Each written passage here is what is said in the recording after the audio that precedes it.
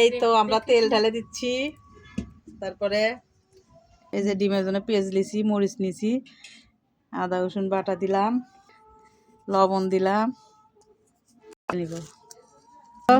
ডিম পেঁয়াজ মাখা হয়ে গেছে, এখন ডিম ঢেলে দিব। এই তো ডিম ভেঙে দিচ্ছি। এই তো আর একটা ডিম ভেঙে দিচ্ছি। আজকে ডিম ভাজা, শাক ভাজি, ভাত খাওয়া হবে। এই তো ডিম ঢেলে দিলাম। এই তো আমার ডিম ভাজা হয়ে গেছে, আয়নের প্লেটে দিলাম। এই তো আজকে আমরা শাক ভাজা, ডিম ভাজা দিয়ে ভাত খাবো। তো কেমন লাগছে অবশ্যই বলবেন, আমাদের জন্য দোয়া করবেন।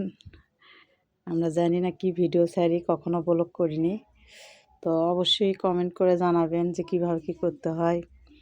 অবশ্যই তো আপনারা আমার ভালোবাসার মানুষ যখন হবেন তখন তো অবশ্যই আমার ভিডিও দেখবেন, শেয়ার করবেন, লাইক করবেন, সাপোর্ট করবেন আমাকে। তাহলে তো অবশ্যই বলবেন যে কীভাবে কী করতে হবে। তো আপনারা ভালো থাকবেন। খোদা হাফেজ, আসসালামু আলাইকুম। আমাদের ডিম ভাজা দিয়ে ভাত খাওয়া দেখাবো, সঙ্গে থাকুন। কীভাবে ডিম ভাজি, কীভাবে শাক ভাজি।